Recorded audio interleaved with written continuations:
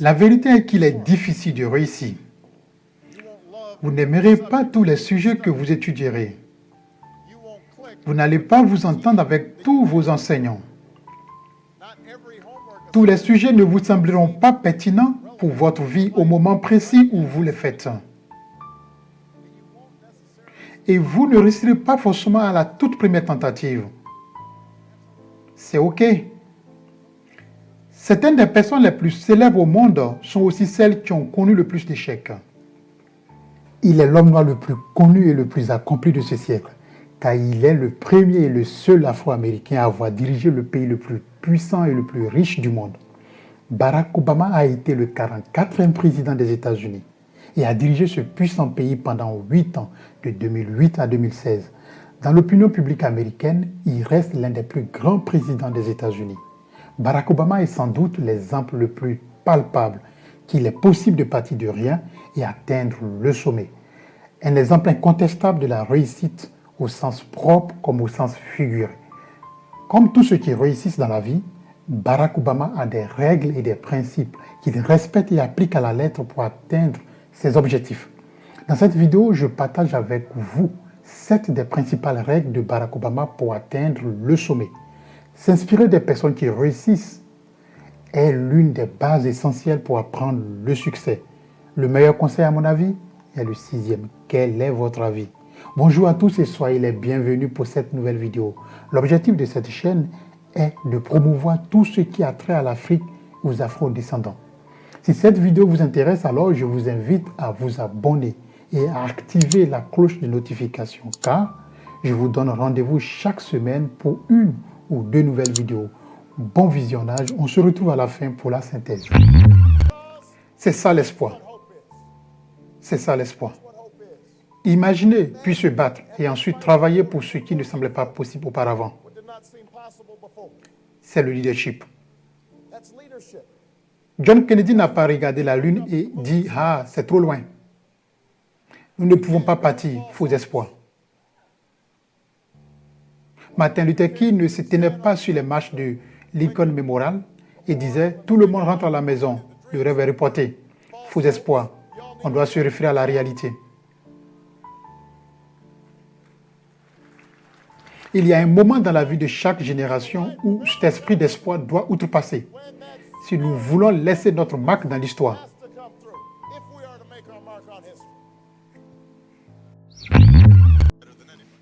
Vous devez avoir un plan, vous devez avoir une stratégie et vous devez être collé à cette stratégie parce qu'elle ne va pas être productive immédiatement. Le caractère, parfois, de l'Américain vacille entre l'abandon et l'inquiétude. On s'exerce réellement pendant 2 semaines et puis nous nous endormons pendant 2 ans. Et ce que Charles Hamilton Houston a compris, c'est que notre vision s'étend sur des décennies, sur des générations. Et ces jeunes dont j'ai parlé ne seront peut-être pas en mesure de l'atteindre maintenant.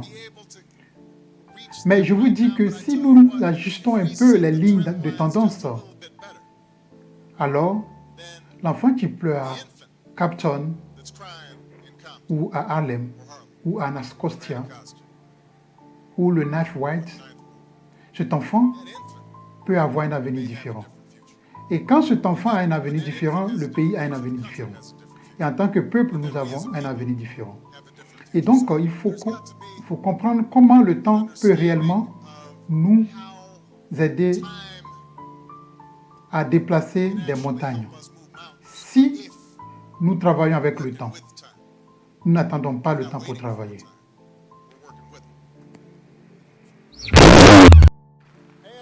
Je veux souligner 2 principaux problèmes avec cette vieille et inappropriée approche de la vie. Tout d'abord, vous vous laissez distraire par ce qui est vraiment important. Et cela peut vous amener à compromettre vos valeurs, vos principes et vos engagements. Pensez-y. C'est en poursuivant les titres, les statuts et en se préoccupant des prochaines élections, plutôt que des intérêts nationaux, des intérêts de ceux qu'ils sont censés représenter que les politiciens perdent si souvent leur habitude à Washington. Ils passent tout le temps à penser aux sondages, mais pas du tout aux principes. C'est en poursuivant des profits juteux sur le court terme, les bonus associés, que tant de gens se sont perdus à Wall Street, s'engageant dans des risques extraordinaires avec l'argent des autres.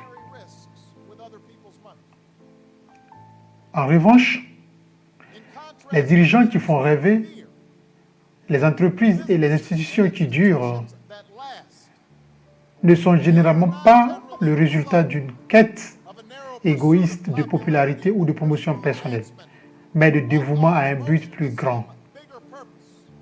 La préservation de l'union ou la volonté de sortir un pays d'une dépression. La création d'un produit de qualité, un engagement vers vos clients, vos travailleurs, vos actionnaires et votre communauté. Un engagement à faire en sorte qu'une institution comme l'Université d'Arizona soit inclusive et diversifiée et donne des opportunités à tous. Ça, c'est la marque du vrai succès.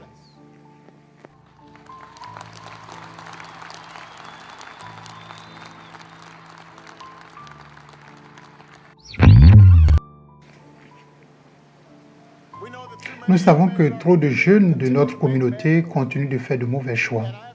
En grandissant, j'en ai moi-même fait quelques-uns. J'ai moi-même parfois écrit mes échecs comme un autre exemple du monde essayant de rabaisser un homme noir. J'avais tendance à me faire des excuses pour ne pas faire ce qu'il fallait faire. Mais l'une des choses que vous avez tous apprises au cours des 4 dernières années, c'est qu'il n'y a plus de place pour les excuses.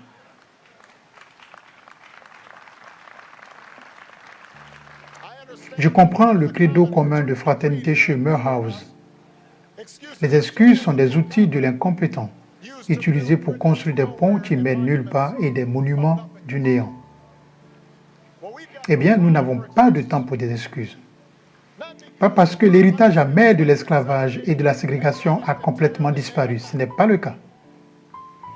Pas parce que le racisme ou la discrimination n'existent plus, nous savons tous qu'ils sont encore là. C'est juste que dans le monde hyper connecté et hyper concurrentiel d'aujourd'hui, avec des millions de jeunes de Chine, d'Inde, du Brésil, dont beaucoup ont commencé avec beaucoup moins que vous, tous entrent dans la force de travail mondiale à vos côtés. Et personne ne va vous donner quelque chose que vous n'avez pas mérité. Personne ne se soucie de la difficulté de votre éducation. Personne ne se soucie si vous avez souffert d'une discrimination. Et en plus, vous devez vous rappeler que, quoi que vous ayez vécu, il n'est rien comparé aux difficultés des générations précédentes. Et si elles ont surmonté, vous pouvez aussi les surmonter.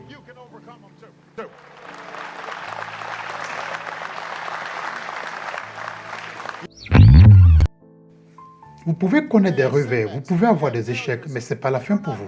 Vous n'avez rien commencé encore. Vous n'êtes pas loin. Et si jamais vous oubliez, regardez l'histoire. Thomas Paine était un courtier raté, un enseignant raté, un collecteur d'impôts raté, avant de se faire une place dans l'histoire avec un petit livret dénommé Common Sense, qui a contribué à déclencher une révolution.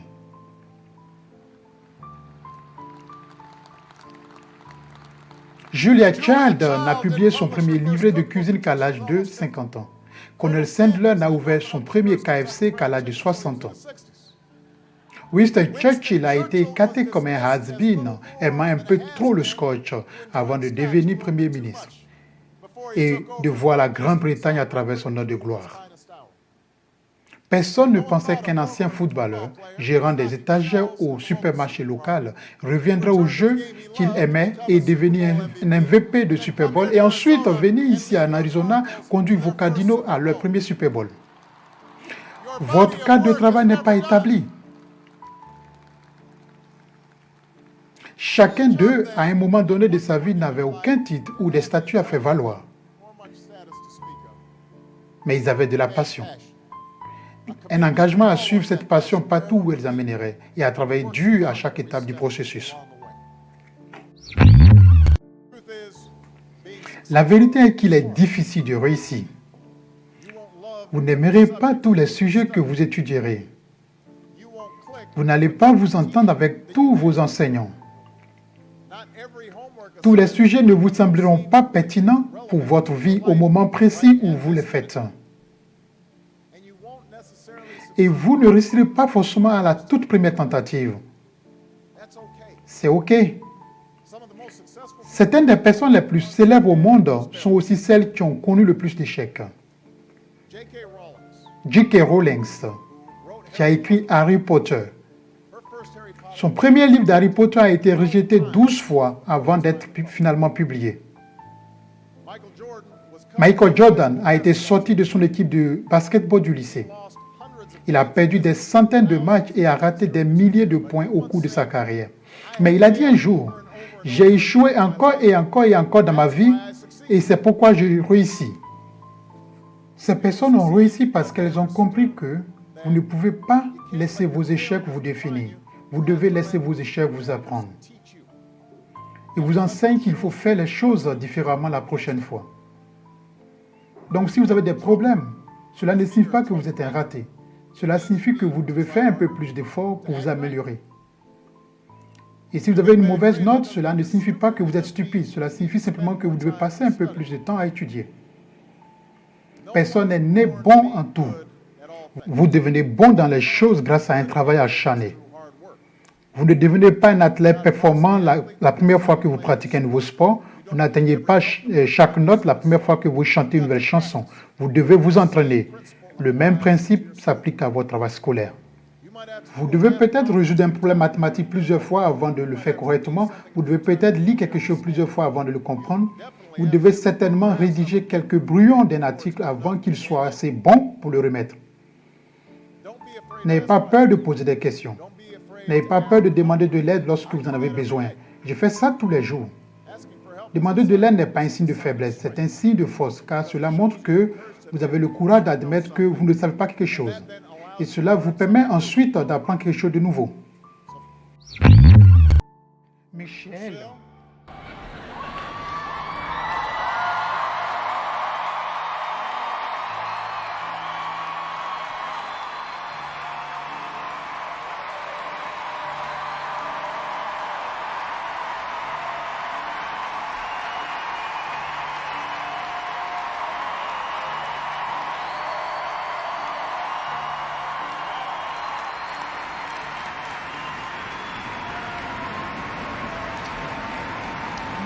Michelle Levott Robinson, fille des quartiers sud.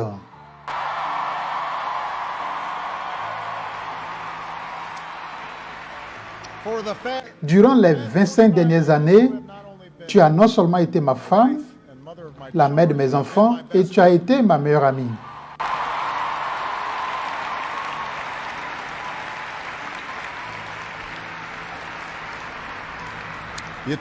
Tu as endossé un rôle que tu n'avais pas demandé. Et tu te les as appropriés avec grâce, courage, style et bonne humeur.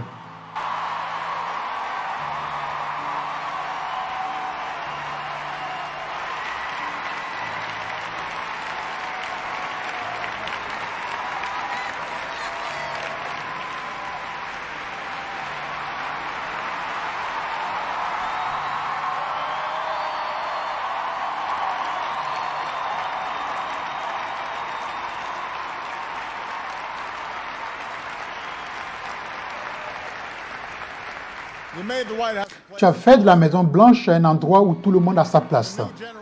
Et une nouvelle génération vise plus haut parce qu'elle t'a toi comme modèle.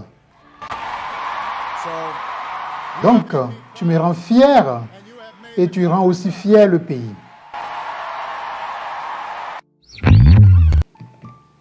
Merci d'avoir suivi jusqu'à la fin. Pour synthétiser dans cette vidéo, Obama énonce 7 principales règles qui permettent d'atteindre le sommet, lesquelles sont avoir un espoir, ce qui permet de se projeter puis de garder la motivation. 2. Garder en vue son plan. Cela permet de mieux travailler sur ses objectifs. 3. S'engager pour quelque chose de plus grand. C'est ça le sens du véritable succès. 4. Ne pas chercher des excuses. Les excuses sont des outils pour des incompétents et des paresseux. 5. Suivre sa passion. La passion conduit inévitablement au succès. 6. L'échec fait partie du succès. L'échec est une source ou doit être une source d'apprentissage et non de rénonciation. Et 7. Être en bonne compagnie. Et surtout là, Obama parle de son couple. Que pensez-vous de cette vidéo? Pensez-vous qu'elle vous a apporté un plus? Dites-le en commentaire car votre avis compte beaucoup pour moi.